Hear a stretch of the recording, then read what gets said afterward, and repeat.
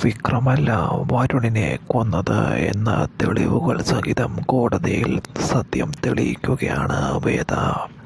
അതെ, വരുണും വിക്രമും തമ്മിൽ നല്ല സൗഹൃദമാണെന്നും വേദയുടെ ചേട്ടൻ തന്നെയാണ് വിക്രമിനെ കൊല്ലിച്ചതെന്നും അതിനു ഒപ്പം ചേട്ടൻ്റെ അമ്മായിയച്ഛനും കൂടെ പ്രതിയാണെന്നും അങ്ങനെ എല്ലാവർക്കും മുൻപിൽ തെളിവുകൾ സഹിതം വേദ സത്യം തെളിയിക്കുകയാണ് കോടതിയിൽ.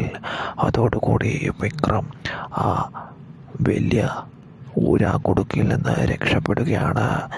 അതോടൊപ്പം തന്നെ ചേട്ടനെയും അമ്മായിയപ്പനെയും കൂടി അതിൽ കുടുക്കുകയാണ് വേദ. സ്വന്തം ചേട്ടനാണെന്ന് പോലും നോക്കാതെ ആയിരുന്നു ആ സത്യം വേദ തെളിയിക്കുന്നതും വിക്രമിനെ രക്ഷപ്പെടുത്തുന്നതും. അങ്ങനെ വേദയുടെയും വിക്രമിൻ്റെയും ജീവിതത്തിലേക്ക് ഒരു പുതിയ വെളിച്ചം കടന്നു വരികയാണ്.